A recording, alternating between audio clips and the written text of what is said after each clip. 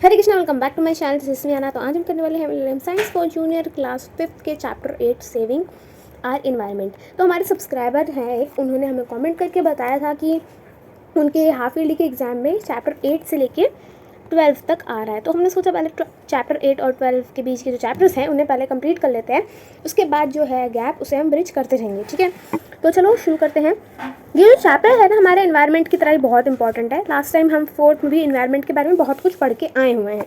तो देखो, शुरुआत होती है कि जितनी भी हमारी सराउंडिंग है, जो हमारे सराउंडिंग में बहुत सी चीज़ें हैं, उनमें से एक लिविंग और नॉन लिविंग भी है।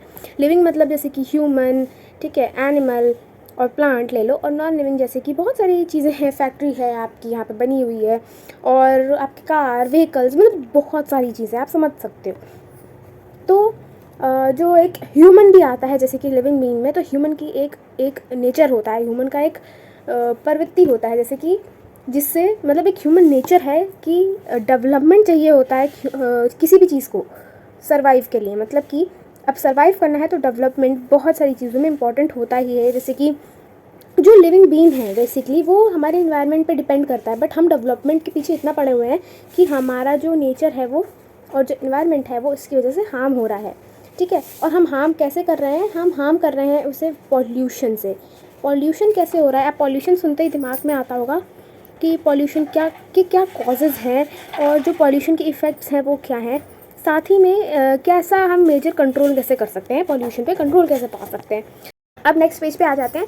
तो देखो, इन्वायरमेंट जो है वो हमारा क्या क्या, उसके अंदर क्या क्या होता है? सॉइल होता है, एयर होता है, वाटर होता है, तो ये सब चीज़ें होती हैं। पर जब हम डेवलपमेंट की तरफ बढ़ते हैं तो हम एक चीज़ ध्यान में नहीं रखते हैं कि हम अपने एयर, सॉइल और वाटर में कुछ ऐसे हार्मफुल सब्सटेंसेस लाने लगते हैं जिससे इनकी जो क्वालिटी है वो डिग्रेड होने लगती है। डिग्रेड मतलब कि और गिरने लगती है उनकी जो क्वालिटी है।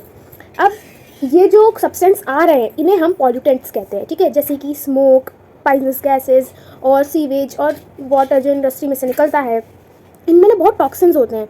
मतलब कि ये सारे जो एग्जाम्पल थे जितने अभी ये सब देखे हमने, ये हमारे पॉल्यूटेंट्स के एग्जाम्पल्स हैं। अब हम इन्हीं पॉल्यूशंस के कुछ टाइप देखते हैं। देखो, सबसे पहली बात कि इसके चार हमारे पास टाइप है यहाँ पे। एयर पॉल्यूशन जो एयर को इफेक्ट करता है, वाटर पॉल्यूशन सेकंड है जो बेसिकली मरीन लाइफ, मतलब कि जो वाटर की जो लाइफ है उसे इफेक्ट करता है।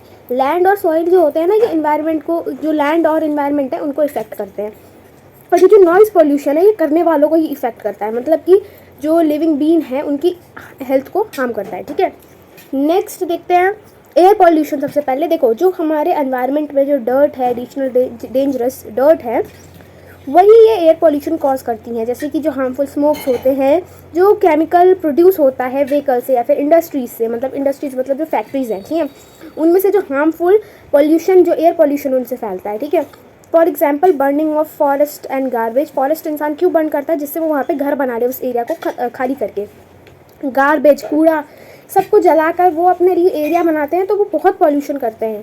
कूड़े को अगर आप जला रहे हो तो और ज़्यादा गंदी गंदी गैसेस निकलती है उसमें से, और उनसे फिर लोगों को फिर अस्थमा वगैरह की दिक्कत देखने को मिलती है। ठीक है, नेक्स्ट हम कुछ मेजर कॉजेज़ देखते हैं जिनसे ये जो एयर पॉल्यूशन है ये बढ़ता है। देखो, स्मोक होता है जो व्हीकल से स्मोक निकलता है वो। ठीक है, फैक्ट्रीज और इंडस्ट्रीज से जो फोक निकलता है, जो क्रैकर्स जलाते हैं उनसे जो स्मोक्स निकलते हैं वो, है ना। उसके बाद बर्निंग ऑफ गार्बेज, जैसे कि मैंने बोला, और वॉल्केनिक एक्टिविटीज़, मतलब कि जैसे जो वॉल्केनो होता है जब वो फूटता है तो उसमें से भी बहुत धुआं निकलता है, बहुत दिक्कतें होती हैं। उसके बाद जो एक्सीडेंट फॉरेस्ट फायर्स, मतलब कि जो एक्सीडेंटली लोग जाते हैं ऐसे पिकनिक वगैरह बनाने और वो कूड़ा फेंक देते हैं, कहीं पे भी आग जलाने लगते हैं, तो उनसे क्या होता है, जो कैंपिंग करने जाते हैं, जो लोग ट्रैक पे जाते हैं, वो अगर केयरलेसली चीज़ों को करते हैं तो कभी कभी एक्सीडेंट से फायर में जो है वो जो फॉरेस्ट में जो है वो फायर लग जाती है।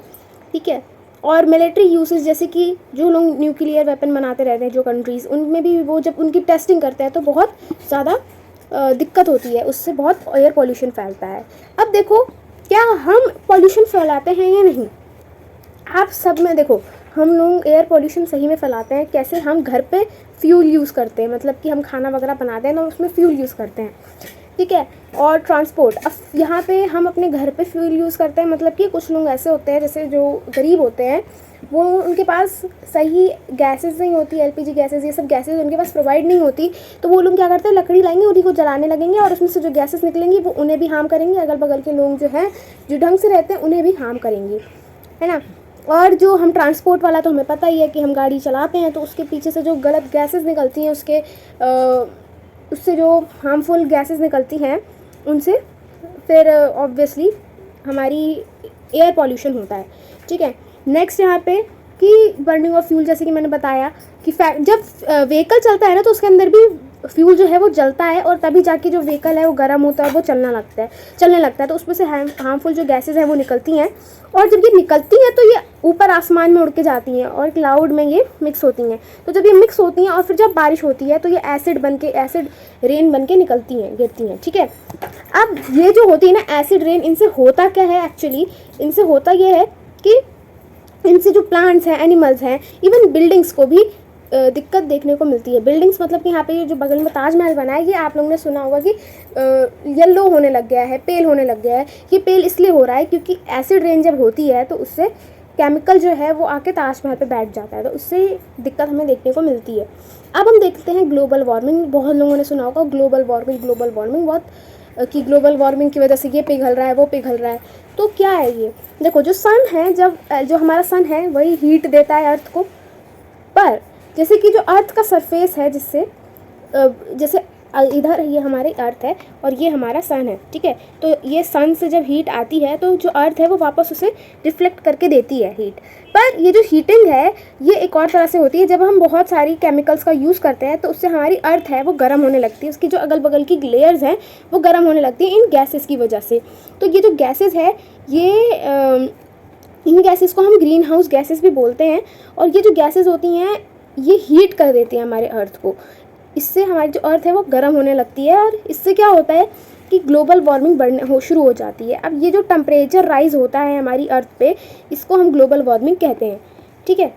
अब देखो जो ग्लोबल वार्मिंग के कुछ इफ़ेक्ट्स देखते हैं, तो देखो जैसे पोलर कैप्स आप जानते हो, मतलब कि जो अर्थ है ये इसके जो इधर का रीजन है, ये यहाँ पे आपने देखा होगा बहुत बर्फ़ रहती है आर्टिक और एंटार्क्टिक रीजन्स में।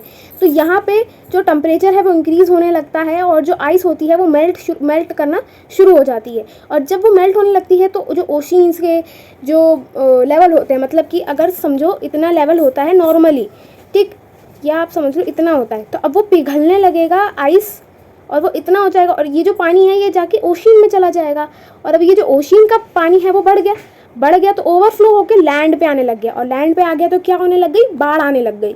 तो ये टाइप की ग्लोबल वार्मिंग होती है और इससे कितना नुकसान होता है आप सोचो। बाढ़ आती है तो लोगों के घर तबाह होने लगते हैं, कभी कभी बहुत खतरनाक आने लगती है बाढ़, तो लोगों तक के लिए आफत आ जाती है, ठीक है। तो अब हम पढ़ने वाले हैं वाटर पॉल्यूशन। देखो जब हम जो टॉक्सिक एलिमेंट है वाटर बॉडीज़ में डालने लगते हैं, मतलब कि जो खतरनाक एलिमेंट्स हैं हम जब उन्हें वाटर बॉडी में डालने लगते हैं, कैसे कि वाटर बॉडीज़ मतलब लेक, रिवर्स, ओशियंस, इन सब में और इवन ग्राउंड वाटर में भी पॉल्यूशन होने लग जाता है। क्यों? क्योंकि ये जो होती है और इनके इफ़ेक्ट्स क्या हैं, इससे जो हमारी मेजर एक्वेटिक लाइफ है, मतलब कि एक्वेटिक लाइफ मतलब जो जीव पानी में रहते हैं उनको एक्वेटिक लाइफ बोलते हैं, जो लाइफ एक्वेटिक में मतलब पानी में है, ठीक है, उनको बहुत इफ़ेक्ट होता है। और जो टॉक्सिक इंडस्ट्रीज़ होती हैं, जो एग्रीकल्चर वेस्ट होते हैं वो सब भी हम पानी में फेंक देते हैं, और ये बहुत गलत चीज़ है क्योंकि इससे हम मतलब क्योंकि आगे चल के वो पानी हम पे ही घूम के आएगा और हम ही उसे पिएंगे, ठीक है। तो अब देखो इस जैसे और कुछ एग्जांपल्स हैं जो आ सकते हैं कि एग्जाम में कि क्या क्या सोर्स हैं हमारे वाटर पोल्यूशन के। तो washing clothes, utensil, taking bathing animal and river, specially rural areas, मतलब कि गांव वाली जगहों पे स्पेशली ऐसा होता है। तो ये सारी जो चीज़ें हैं ये हमें अवॉइड करनी चाहिए और ये कॉजेज़ हैं कुछ। एक बार यही जो कॉजेज़ हमने ऊपर देखे यही यहाँ पे नीचे भी लिखे हुए हैं, तो इनको आप याद कर लेना। नेक्स्ट हम पढ़ते हैं लैंड और सॉइल पॉल्यूशन में। तो देखो लैंड और सॉइल जो होती है, जैसे dumping of solid waste like plastic bags, glass bottles और ये सब जो चीज़ें हैं, है ना, अगर हम इन्हें खुले में ऐसे छोड़ देते हैं, सॉइल में डंप करके चले जाते हैं, तो ये जो होती है ना ये डिस्ट्रॉय नहीं होते ईजिली। डंप मतलब कि जैसे ये आपकी लैंड है, आप आए, आपने गड्ढा किया, इसमें आपने कूड़ा डाला और वापस से आपने ऊपर इस पर सॉइल जमा दी और आप चले गए, पर ये जो है ना, ये ख़त्म नहीं होगा ईजिली। जो आपने कूड़ा फेंका है ये सालों साल वहीं जमा रहेगा। इवन जो फार्मर्स होते हैं, जब वो केमिकल फर्टिलाइज़र्स को यूज़ करते हैं तो वो और हार्मफुल हो जाता है। मतलब कि अब आप सोचो कि फर्टिलाइज़र्स यूज़ ना करें तो क्या है, फिर तो जल्दी हमारी जो क्रॉप्स हैं वो उगेंगी नहीं। ऐसा नहीं है, अगर आप फर्टिलाइज़र्स को यूज़ करते हो, मतलब आप ना घर पे भी जो आपका फ्रूट वगैरह है उन सबको आप गलाकर, जो भी आपका हाउस में से जो पील निकलते हैं उन्हें भी गलाकर आप फर्टिलाइज़र्स बना सकते हो।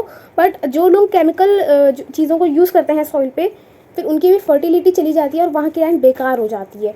इसीलिए हमें ऐसा नहीं करना चाहिए। यहाँ पे कुछ कॉजेज़ हैं, जैसे कि डंपिंग ऑफ सॉलिड वेस्ट, जैसे हमने देखा, ठीक है।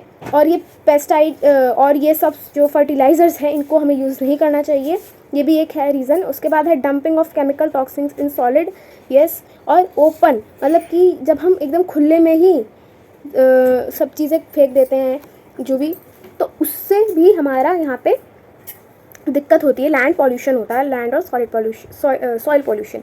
तो यहाँ पे अभी हम चैप्टर को रख देते हैं। मिलते हैं नेक्स्ट वीडियो में, जिसमें हम इसके क्वेश्चन आंसर और बाकी का जो बचा चैप्टर है थोड़ा सा ही, उसे हम कर लेंगे।